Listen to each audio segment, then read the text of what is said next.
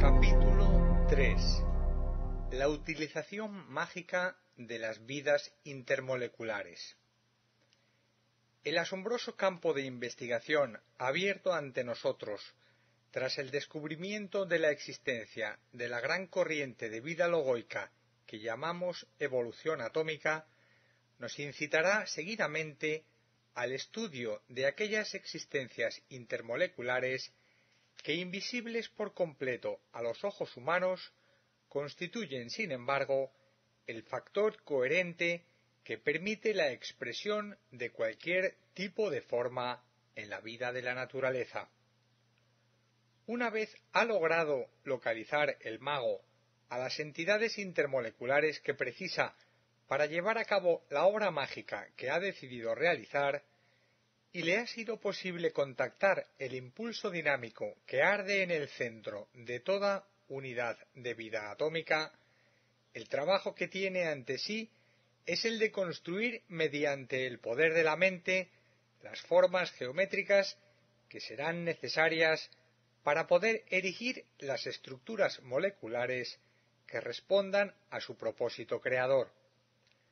De acuerdo con el mismo, deberá atenerse a los siguientes requisitos. A. Tener una idea muy clara y definida del objeto mágico a realizar. B. Poder situarse conscientemente en el nivel requerido de actividad mágica. C. Saber con exactitud con qué agrupaciones débicas y vidas atómicas en aquel nivel le será posible trabajar. D. Conocer los mantras de invocación mediante los cuales se hará obedecer por aquellas vidas débicas y atómicas. Todos estos requisitos forman parte de la vida de los iniciados de la gran fraternidad blanca, pero son utilizados también por los componentes de la Logia Negra del planeta, cuyos fines son diametralmente opuestos a los que tratan de cumplimentar los miembros de la jerarquía espiritual planetaria. Estos ajustan sus miras y sus proyectos a las intenciones divinas, buscando con noble empeño el bien del conjunto, en tanto que los adeptos de la Logia Negra sólo pretenden fines egoístas en bien de sí mismos o de un grupo reducidísimo de personas que utilizan el noble ejercicio de la magia para oponerse al desarrollo del plan de la evolución planetaria dictada por el logos del esquema terrestre. Estos magos negros componen una fraternidad oculta llena de proyectos malsanos y se mueven en ambientes sórdidos envueltos en sombras de odio y de ambición. Los magos negros constituyen la legión de aquellos a quienes Madame Blavatsky definió como almas perdidas. No es nuestro deseo efectuar un estudio de las operaciones mágicas realizadas por los magos negros a través de sus devas servidores y de sus inconscientes sectarios humanos reclutados de los bajos fondos planetarios. Sólo intentamos hablar de la magia en un sentido creativo, de la magia organizada para el bien en nuestro mundo y de obtener mediante tal estudio cuantos datos nos sean precisos acerca de lo que hay que entender por creación, sea cual sea el nivel de la naturaleza en donde tenga lugar, ya que crear, tal como hemos afirmado en otras varias ocasiones, no es sino utilizar consciente o inconscientemente la magia a través de la intención de la idea y de la mente. El nivel de creación o de utilización de la magia indicará siempre el grado de evolución espiritual del mago, teniendo en cuenta que en el plano mental inferior, en el plano astral más denso y en los bajos niveles etéricos, los magos negros detentan un poder igual o mayor que los magos blancos, cuya eficacia creativa es observada principalmente en los niveles superiores del planeta. Podríamos decir, de acuerdo con la analogía, que los magos negros operan en el nivel del cuaternario humano, mente concreta, cuerpo emocional, vehículo etérico y cuerpo físico denso, y que los magos blancos, aun sin dejar de ejercer poder sobre este cuaternario, operan con mucha más eficacia en los niveles de la tríada. Así,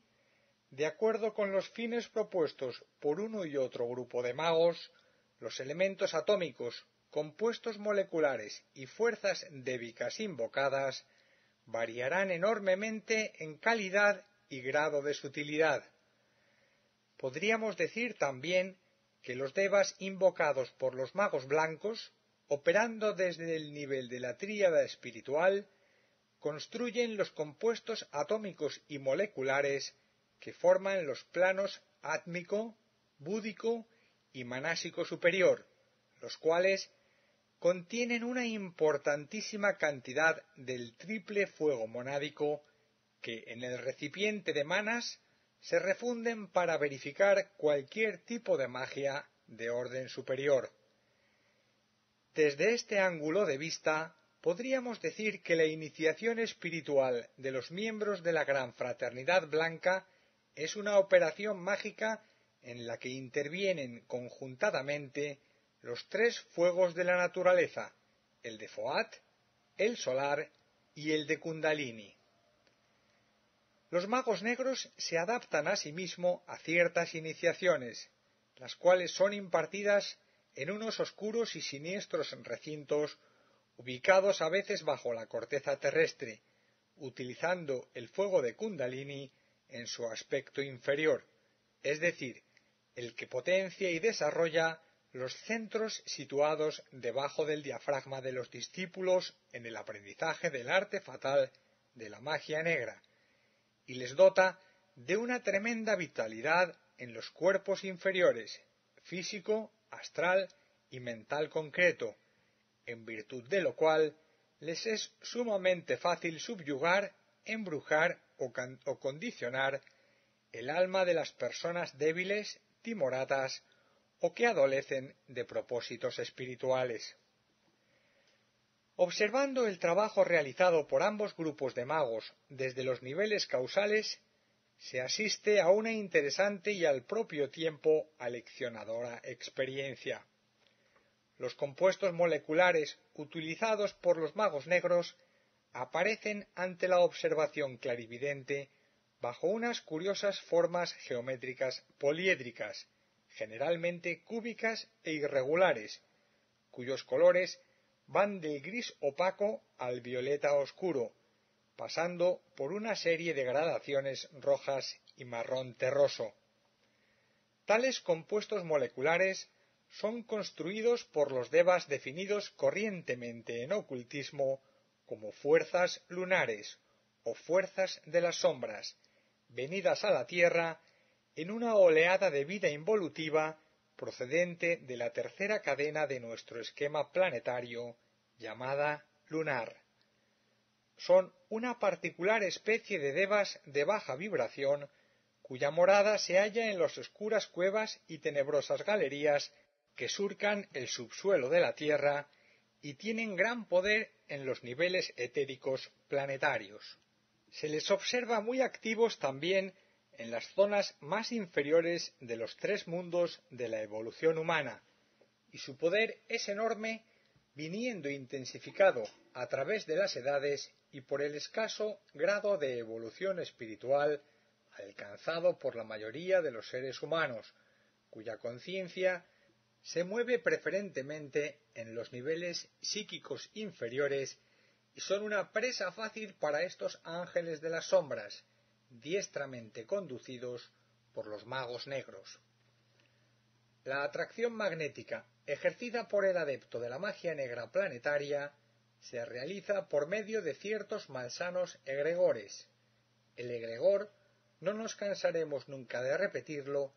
es una forma psíquica creada por la voluntad hacia el bien o hacia el mal de los seres humanos, de los componentes de la humanidad terrestre. El egregor creado por los magos negros en colaboración con la humanidad poco evolucionada es robustecido por los devas de las sombras, a quienes en lenguaje oculto se les denominaron con justicia señores del cuadrado, pues se hallan especialmente activos en los niveles específicos del cuaternario humano. De ahí se infiere, por simple analogía, la presencia de las formas cúbicas frecuentemente irregulares de los compuestos moleculares mediante los cuales se crean psíquicamente los egregores del mal. La figura del cuadrado, coloreada por los sombríos colores anteriormente reseñados, indicará siempre a la percepción del clarividente entrenado el tipo de magia que se está realizando y el objetivo siniestro que está persiguiendo el mago negro. Por esta razón, y de acuerdo con el buen karma de la humanidad en su conjunto, los magos blancos pueden entorpecer y aun inutilizar el trabajo cuidadosamente elaborado por los magos negros, situando entre ellos y su obra compuestos moleculares de alta vibración magnética procedentes de los planos superiores del planeta. Los compuestos atómicos previstos y las vidas débicas intermoleculares utilizadas por el mago blanco en su trabajo de crear los egregores del bien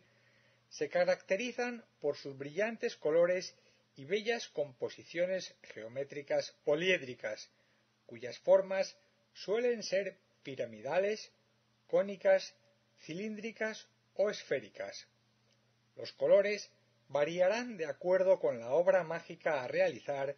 y sus tonalidades en azul, amarillo, violeta claro o rosado serán siempre límpidos, cristalinos y refulgentes. A la observación clarividente, tales composiciones indican sin lugar a dudas la obra benéfica que el mago blanco intenta llevar a cabo. Cada grupo de devas superiores o inferiores, activos en cualquier nivel en la vida de la naturaleza,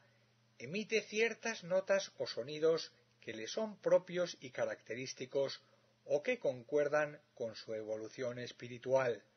Así, el mago, sea cual fuere su condición, deberá conocer estas notas y reproducirlas bajo forma de invocaciones o mantrams. El mantram, como ocultamente se sabe, es un sonido o grupo de sonidos mediante los cuales el mago invoca y se hace obedecer por las huestes débicas que constituyen los elementos vivos de la naturaleza, sean de la tierra,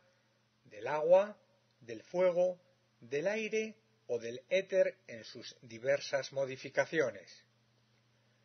Con respecto a los magos blancos, el conocimiento de los mantrams es obtenido durante la ceremonia de la iniciación, y en cada nueva y superior iniciación se les comunica nuevos mantrams, los cuales se suman a los mantrams anteriormente revelados, constituyendo una serie de sonidos y palabras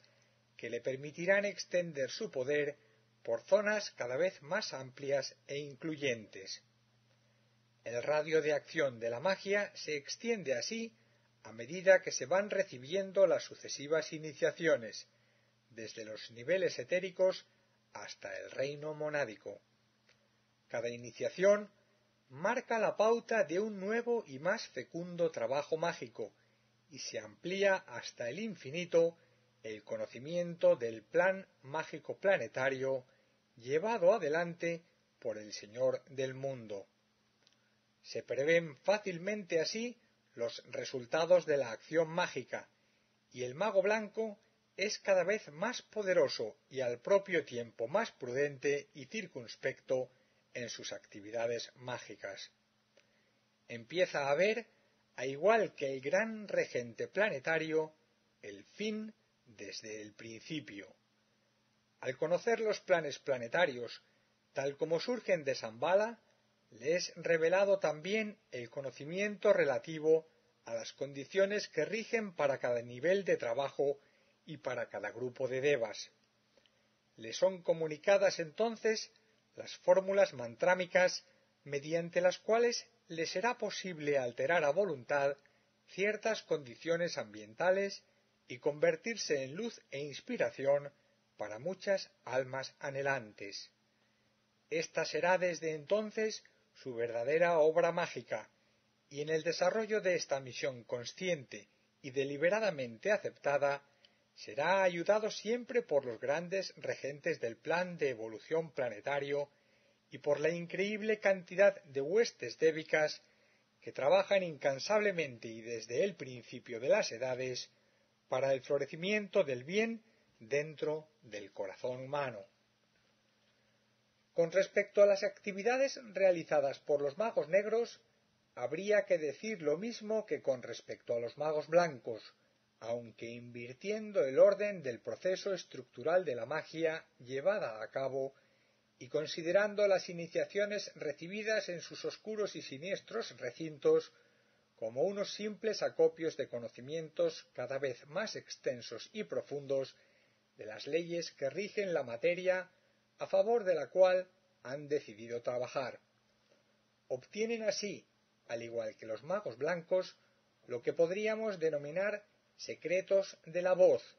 o aquella multiplicidad de sonidos o mantrams mediante los cuales les será posible invocar y hacerse obedecer por los devas lunares en muchas de sus huestes y jerarquías, para obtener resultados mágicos en los niveles inferiores de la vida de la naturaleza y en los de la vida social humana. Los magos negros van recibiendo así iniciaciones cada vez más densas, si podemos decirlo así, en el orden expresivo planetario, y a medida que van adquiriendo el poder material que las mismas les confieren, pueden profundizar cada vez más en el reino de la materia, y van perdiendo consecuentemente cada vez más de vista el reino del espíritu. Van creando así a su alrededor un aura cada vez más densa y sombría, cuya potencia se irá incrementando hasta llegar a un punto de solidificación que absorberá sus conciencias y les ocultará para siempre la línea de la luz espiritual que lleva a lo eterno, a los planos superiores de la naturaleza, y les convertirá en partes inseparables de la materia con la cual habían decidido trabajar y de la cual se hicieron inseparables compañeros. Se convierten así en almas perdidas, para las cuales ya no existe prácticamente salvación místicamente hablando, y cuya única alternativa será la de llegar a formar parte integrante de la materia de cuya substancia nutren su yo e iniciar a partir de aquí su evolución como almas, debiendo recorrer el camino que siguen las corrientes de vida involutiva que crean los reinos inferiores de la naturaleza y esperar que la evolución cíclica y la infinita compasión de los señores del karma les ayude para que puedan un día recobrar su yo espiritual y aquellas condiciones que harán posible que en un lejanísimo futuro puedan reintegrarse como seres humanos a la corriente ascendente de la vida espiritual. Tal es el justo castigo por haberse rebelado contra la augusta justicia de la creación. Una vez apercibidos del hecho de que toda situación creada en la vida de la naturaleza y de la humanidad es un resultado de la magia organizada aplicada por el Creador a cada cosa creada, la pregunta que nos asaltará de inmediato será, sin duda, la que con toda lógica se formularía el verdadero investigador esotérico. ¿Cuáles son las condiciones operativas de la magia? O mejor dicho, ¿cuáles son las condiciones mediante las cuales podríamos convertirnos en verdaderos magos blancos? partiendo de la idea de que somos hechos a imagen y semejanza de nuestro Divino Padre Creador y que por tanto estamos capacitados para crear, estas serían las requeridas condiciones. A. Poseer una personalidad perfectamente coordinada. B. Haberse liberado en una gran medida del sentimiento de separatividad. C.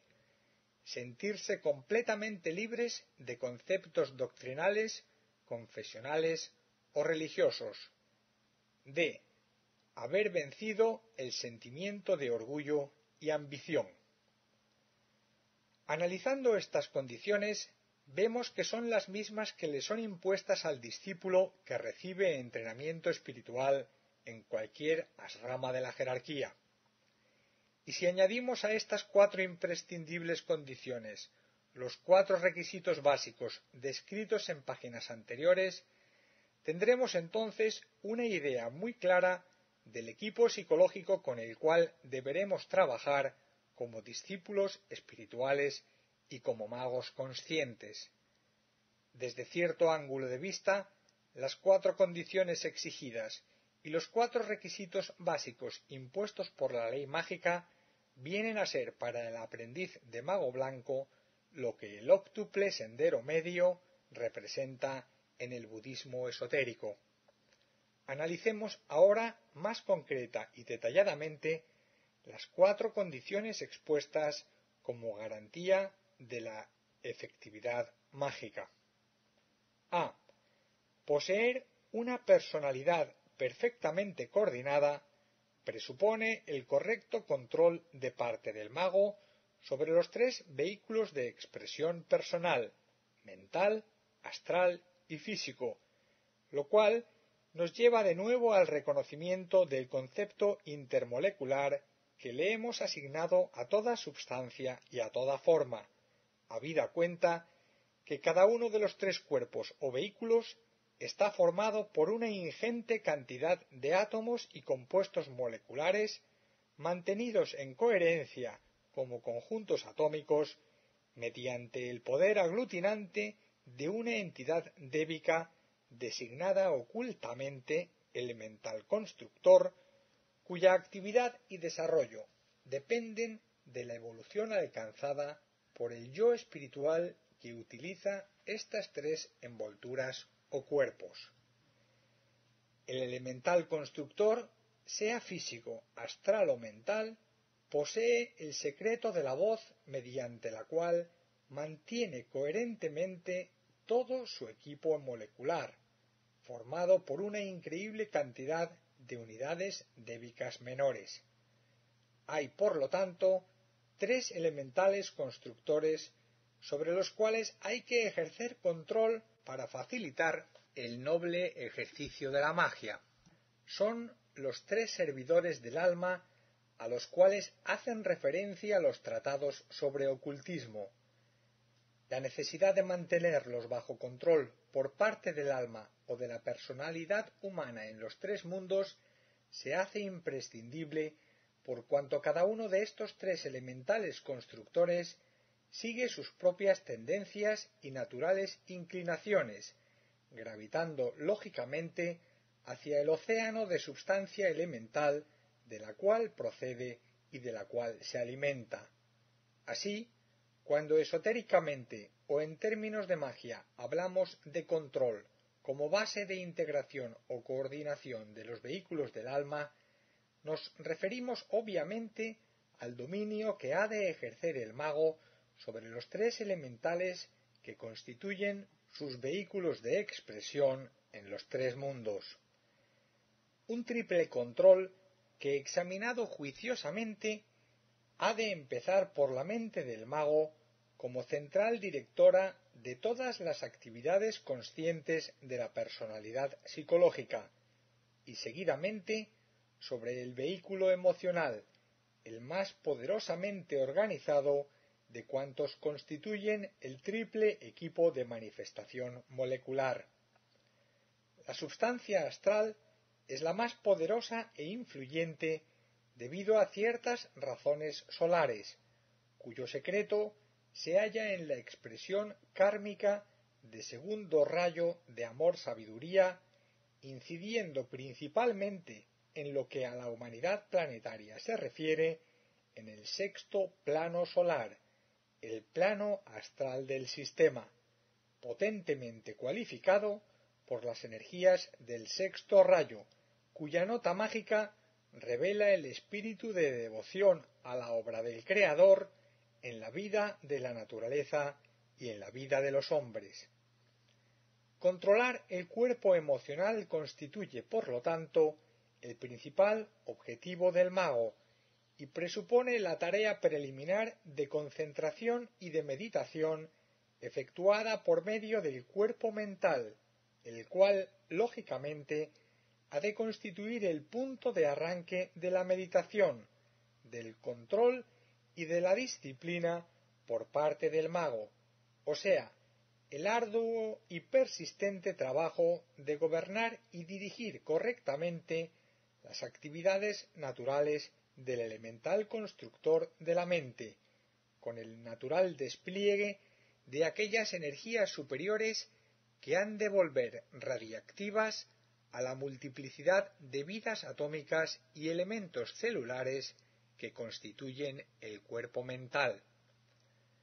Si el mago sigue el camino del bien, las energías que le asistirán en su noble empeño coordinador le serán facilitadas o transmitidas desde el plano causal por el ángel solar de su vida. Tales energías solares dignificarán los compuestos moleculares de su equipo mental, los impregnarán de luz y, utilizando un término altamente científico de nuestros tiempos, los volverán radioactivos. Esta radioactividad atómica o radiación molecular indicará siempre que se ha obtenido éxito en el trabajo mágico de dignificar la obra del elemental constructor del cuerpo mental y que se ha alcanzado el punto requerido de integración o coordinación entre la mente y el cerebro. Utilizando la luz que irradia de los compuestos moleculares redimidos del cuerpo mental, precipitará entonces el mago aquellas energías radiantes sobre el elemental constructor del cuerpo astral, fusionándolas con las vidas atómicas que lo constituyen y reorientándolas hacia la integración molecular, lo cual les permitirá vencer las tendencias instintivas o innatas hacia la substancia densa del plano astral y volverse a su vez radioactivas. En todos los casos, la radioactividad es uno de los grandes fenómenos mágicos que deberemos tener en cuenta en nuestras investigaciones sobre la magia organizada planetaria. La fusión de la luz mental con la luz que arde misteriosamente en cada átomo de substancia astral producirá una doble radiación que a través del cuerpo etérico afectará al cuerpo físico denso, el cual, operando de acuerdo con la ley evolutiva solar, se convertirá en un receptor automático de las energías que provienen de los niveles astral y mental, y de acuerdo con ellas, volverá asimismo radioactivas todas las células que componen los diferentes órganos del cuerpo físico. A esta fase de irradiación física a través del cuerpo denso se le denomina místicamente proceso de redención de la materia. En el devenir de este proceso, el elemental constructor del cuerpo físico denso irá integrando todos sus elementos atómicos de acuerdo con la nota mágica suministrada por sus dos hermanos, los elementales constructores de los cuerpos astral y mental, y el clarividente entrenado podrá observar entonces el triple cáliz radiante o santo grial que ha de contener el verbo causal de revelación. Vemos, pues, que la integración o coordinación del triple vehículo de la personalidad humana o alma en encarnación en los tres mundos es el resultado de la armoniosa fusión de los tres elementales constructores de los cuerpos físico, astral y mental, que a través de un vehículo etérico puro y radiante han sintonizado sus particulares notas o sonidos vibratorios con la nota causal del alma solar o yo superior. Este proceso de integración o coordinación, cuyo resultado final es la fusión de las tres energías o de los tres fuegos de Brahma con el fuego solar de Visnú, del cual el ángel solar en su propio plano es una perfecta expresión, puede ser definido de acuerdo con la escala de sonidos creadores de la naturaleza de la siguiente manera. A continuación, Vicente nos presenta un pequeño cuadro de correlaciones entre el sonido y el vehículo de expresión. Así, el sonido OM se corresponde en su expresión con el alma en su propio plano. El sonido A se corresponde con el elemental constructor del cuerpo mental. El sonido U con el elemental constructor del cuerpo astral. El sonido M con el elemental constructor del cuerpo físico. El sonido AUM, por tanto, se relaciona con el vehículo de expresión,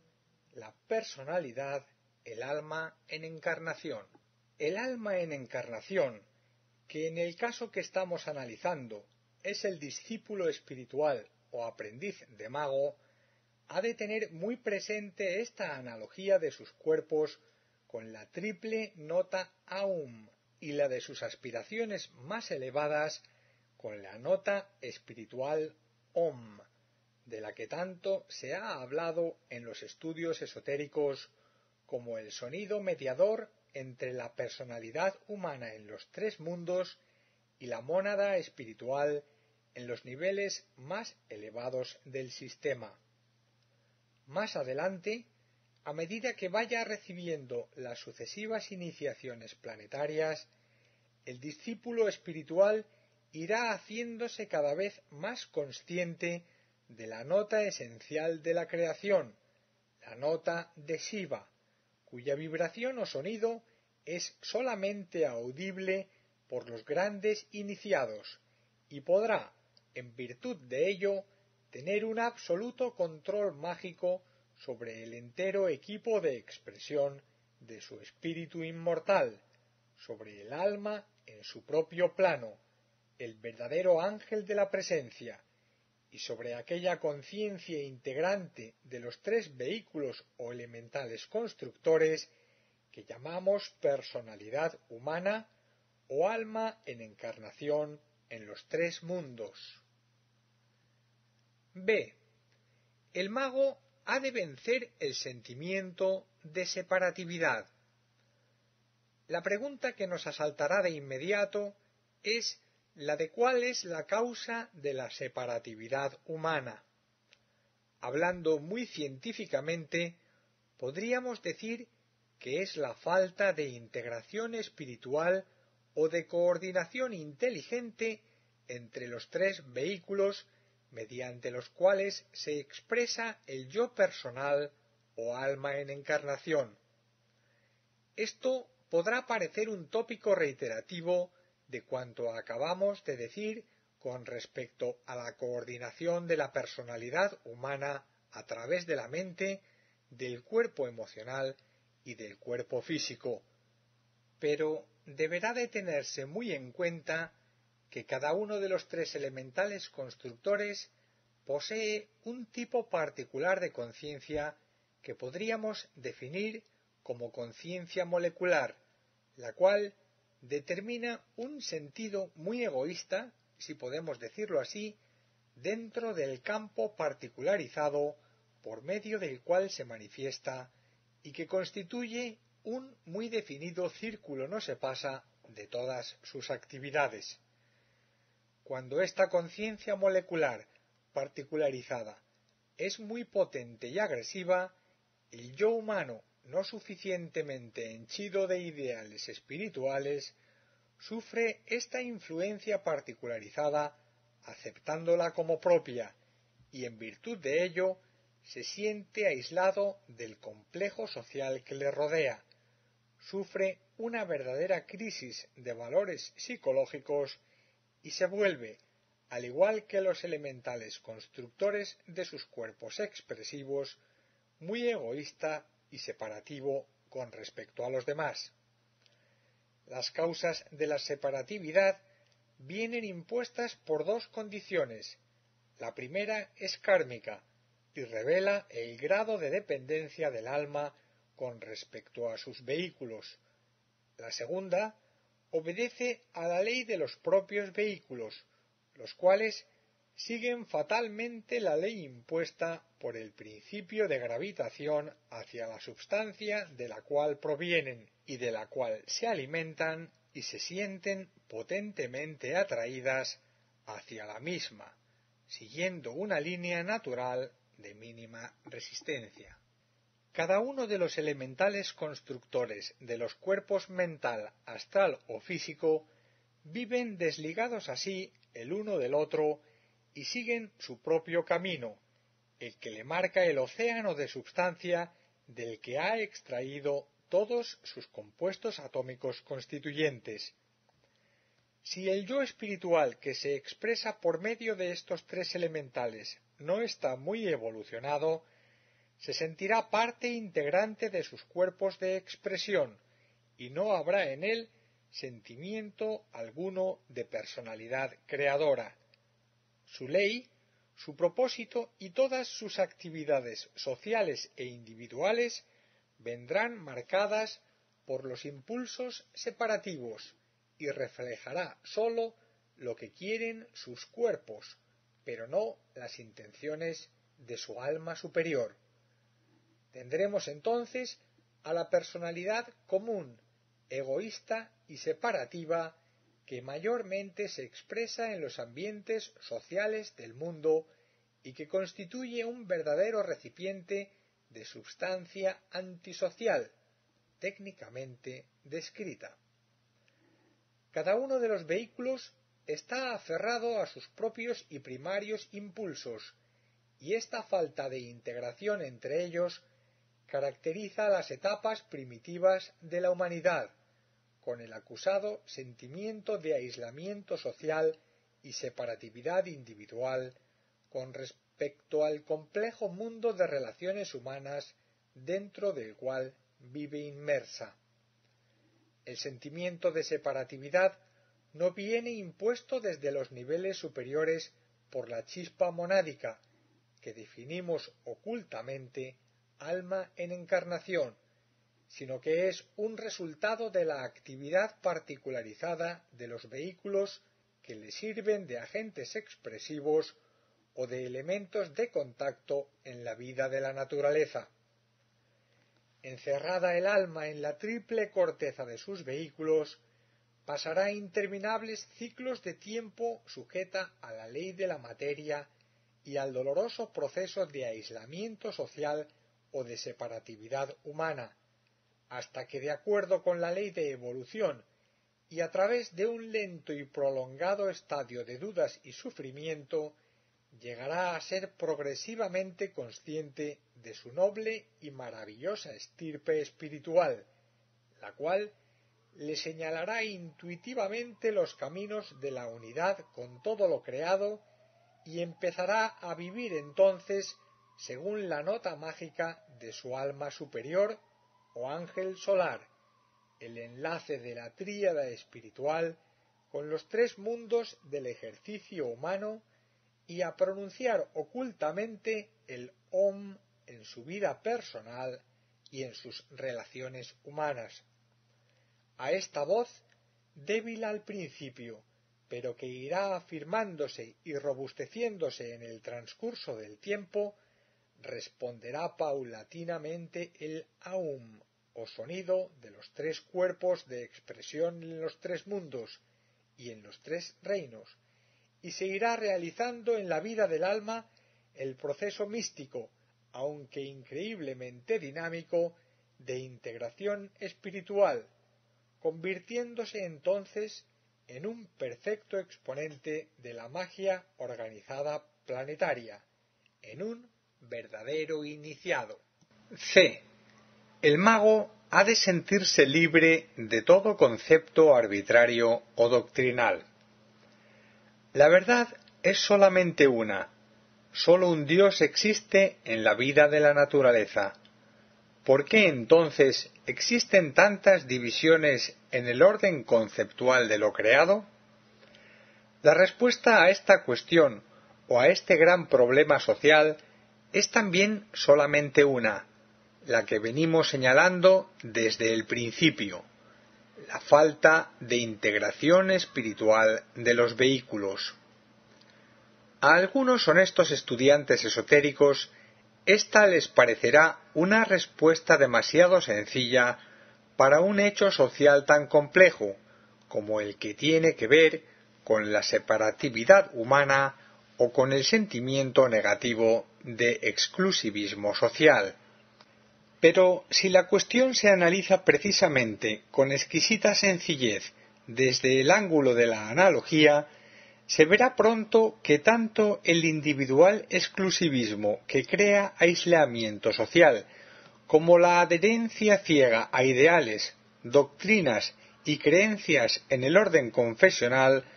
son sólo unos efectos derivados de la falta de integración espiritual, la cual crea la desorganización molecular de los vehículos de manifestación del alma humana.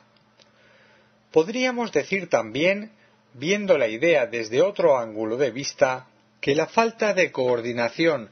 entre los distintos vehículos mental, astral y físico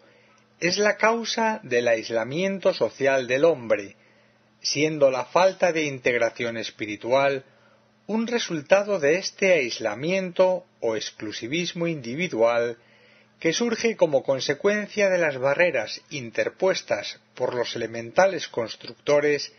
entre el alma en encarnación física y el alma en su propio plano,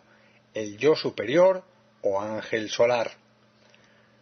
Podrá arguirse también, y con toda razón, que estos elementales constructores siguen sus propias leyes, impulsos y tendencias, y que no se les puede imputar el hecho de que el alma humana haya perdido de vista casi por completo a su patria celestial, envuelta entre las brumas de las incidencias kármicas por su escasa madurez espiritual en el sendero.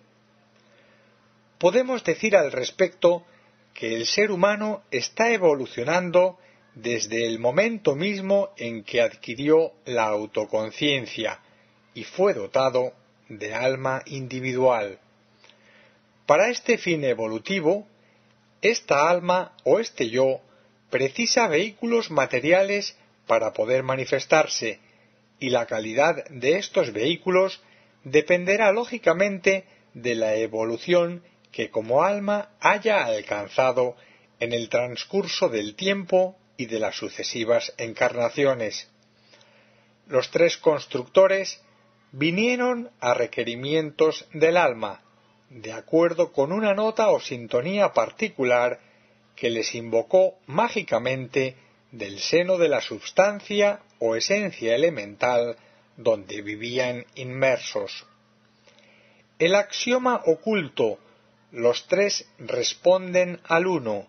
y el uno se identifica con los tres,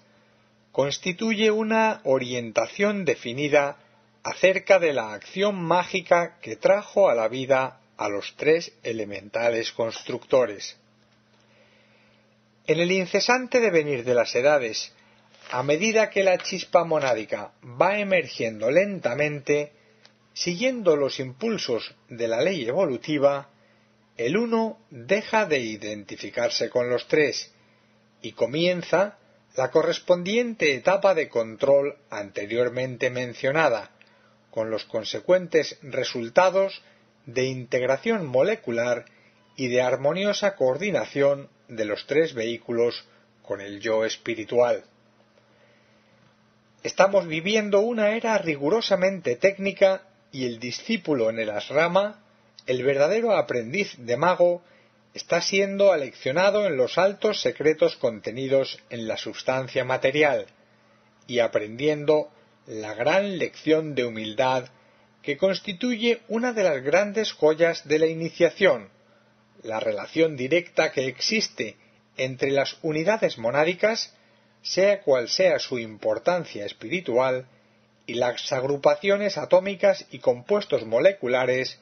que forman la estructura material de todo lo creado, pues, en esencia, y tal como decía Madame Blavatsky en la Doctrina Secreta, el espíritu es materia en su más elevado estado de sutilidad, y la materia es espíritu en su expresión más densa. Siendo así, ¿por qué no ver en la falta de integración molecular de los vehículos materiales utilizados por el hombre la causa del desequilibrio social o la falta de integración espiritual de las almas? Se trata de una idea rigurosamente científica, que el investigador esotérico debería estudiar profundamente para poder llegar al fondo de todas las cuestiones y dificultades surgidas en el seno de la humanidad, por efecto de esta falta de coordinación e integración entre el yo humano y sus vehículos de manifestación. El exclusivismo individual que crea todo tipo de rígida adherencia a zonas particularizadas de la existencia humana, tales como partidos políticos, sistemas religiosos y determinados grupos étnicos o sociales, con su inevitable secuela de luchas y conflictos, es el resultado de un estado psicológico muy generalizado, fomentado por una ausencia casi total de coordinación entre el alma y sus vehículos, una evidente falta de control del yo espiritual sobre sus instrumentos de manifestación. Esta idea constituye la base de una nueva visión de la existencia humana y forma parte de una serie de nuevos conceptos esotéricos sobre la vida de la humanidad, que van siendo sometidos a la consideración de los discípulos espirituales del mundo y a todas las personas inteligentes y de buena voluntad en rápido crecimiento espiritual. Son los valores intelectuales y morales que deberán utilizar las siguientes generaciones en el devenir de esta nueva era, como base fecunda de una nueva educación y de un nuevo sentido de valores espirituales. D.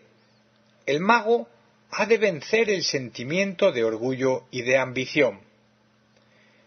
Vemos aquí otra expresión característica del exclusivismo individual, de la cual no se libran siquiera los cualificados discípulos que reciben entrenamiento espiritual en los asramas de la Gran Fraternidad Blanca, pues frecuentemente y a medida que crece el impulso espiritual y el yo va ejerciendo cada vez más poder sobre sus vehículos, el sentimiento de este poder se apodera del alma del discípulo y la sumerge en unas zonas de ilusión mental y de espejismo astral de autosuficiencia exagerada, que sutilmente lo vuelven soberbio, egoísta, orgulloso e intolerante, al comparar sutilmente las elevadas zonas de interés mental donde se mueve con el campo mental corriente de los demás seres humanos. Ahí, en este punto crucial, es donde el discípulo ha de librar la última gran batalla, la que decidirá la victoria del bien sobre el mal y en donde habrá de gestarse aquella sutilidad de conciencia que le permitirá lavar su espíritu en la sangre del corazón y vencer las postreras tentaciones humanas. En este punto, situado entre las dos orillas de la separatividad humana, es donde se aquilatan definitivamente los poderes espirituales del mago, oscurecidos por el orgullo de la autosuficiencia y la autoglorificación individual, y en donde se gesta la ambición que dará lugar al estacionamiento del mago en su camino espiritual, con la eventualidad de perder de vista la noble y correcta orientación de la magia organizada del planeta y de retornar al pasado con el consiguiente peligro de convertirse en un mago negro. El orgullo,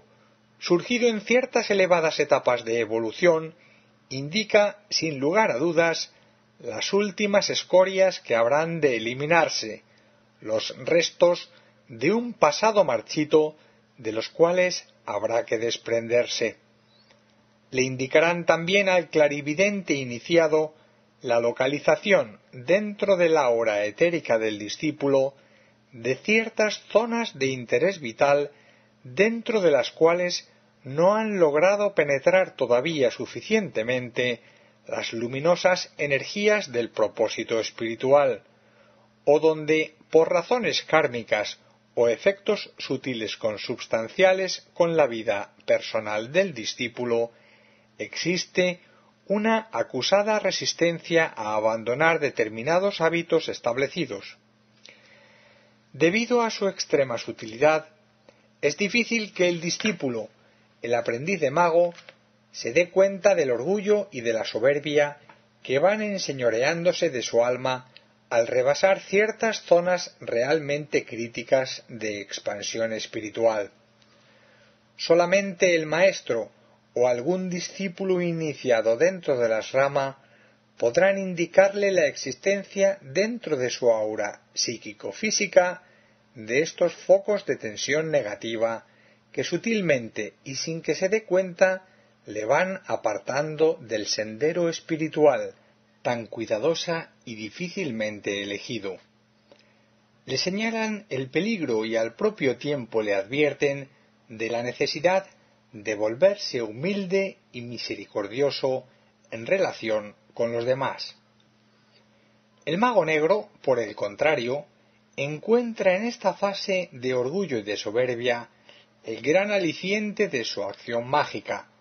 puesto que tales defectos robustecen sus actividades mágicas en los tres mundos, y es más grande su aliciente para seguir practicando el mal y más poderosa su influencia sobre los seres humanos a los que ha decidido mantener adheridos a su nefasta aura magnética. Pero le predisponen también más profundamente a proseguir en la senda del mal emprendida que le llevará fatalmente a su perdición espiritual y destrucción causal. Desde el ángulo oculto,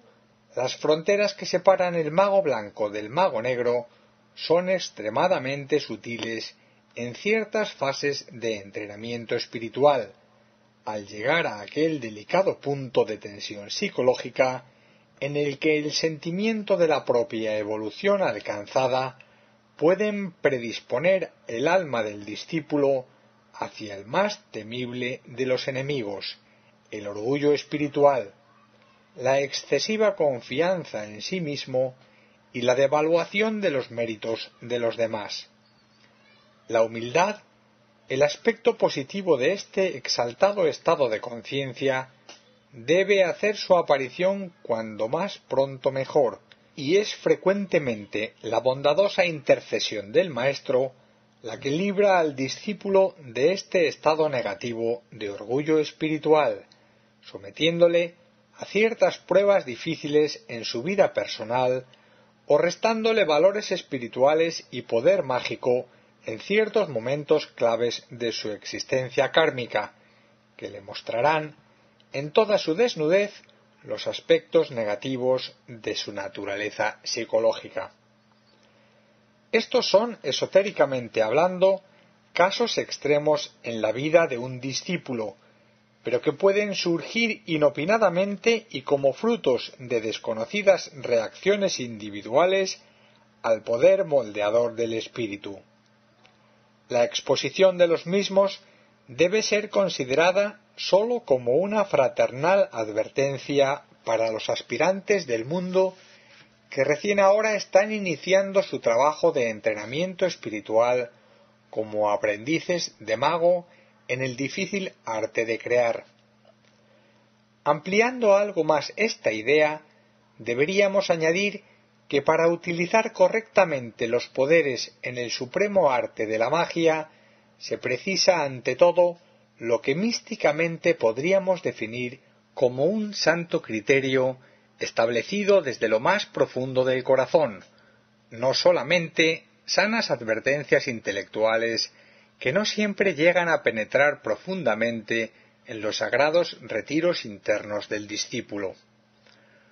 Como se ha dicho en multiplicidad de ocasiones, los poderes mágicos no deberían ser utilizados sin haber adquirido antes la suprema virtud de la responsabilidad espiritual, una responsabilidad que tiene en cuenta por encima de todo el bien del conjunto,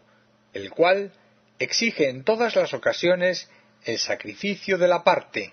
aquella parte individual de la cual el discípulo es enteramente responsable ante Dios y ante su propio karma.